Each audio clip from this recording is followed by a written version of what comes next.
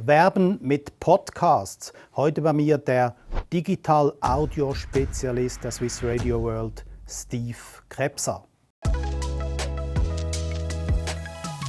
Steve, Podcasts sind enorm erfolgreich. Wer hört in der Schweiz Podcasts?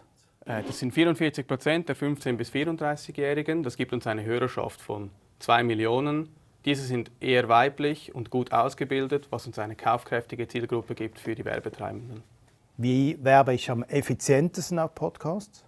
Wir empfehlen unseren Werbetreibenden im Pre-Roll-Netzwerk, das wir haben, die Spots, die unmittelbar vor dem Podcast ausgespielt werden, dieses Netzwerk zu buchen. Man hat eine sehr hohe Aufmerksamkeit und die Spots können weder gemutet oder geskippt werden.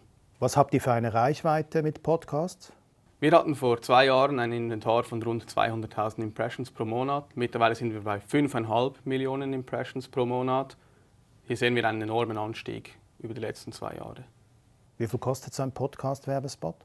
Bei uns kostet die Podcast-Kampagne 60 Franken brutto TKP.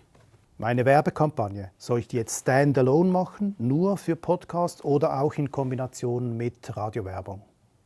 Das ist sehr kampagnenabhängig. Wir empfehlen, dass wenn man die Radiokampagne in Kombination mit Podcast machen möchte, dann halt nicht den Radiospot einfach 1:1 übernimmt. Jetzt zum Beispiel, wenn man 20% auf Gurken im Spot hat, dass man das nicht einfach dann in den Pre-Rolls so lässt, sondern dass man einen maßgeschneiderten Spot macht für das Podcast-Umfeld, wo man auch Bezug nimmt auf den Podcast oder auf das Topic. Und das ist bestimmt die effizienteste Lösung. Gibt es bei Podcasts auch Targetings oder Specials, die ich buchen kann? Ja, wir haben natürlich Geografie, Alter und Geschlecht, das wir targeten können.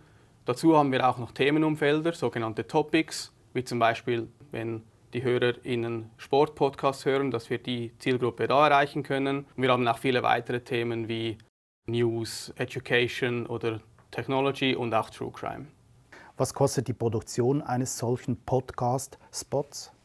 Bereits ab 850 Franken ist man dabei bei einer Spotproduktion. Das ist ein Sprecher oder eine Sprecherin und hier können wir unterstützen und helfen. Schlussempfehlung deinerseits, was ist dein Favorite Podcast? Podcast ist ein sehr individuelles Thema, da es für jeden und jede etwas hat. Ich persönlich als großer Fußballfan bin Fan des Dead Peter Crouch Podcast. Vielen Dank, lieber Steve, sehr interessant. Alle Informationen finden Sie wie immer auf der Website von goldbach.com oder kontaktieren Sie direkt das Team von Swiss Radio World. Das war's von dieser Folge. Tschüss.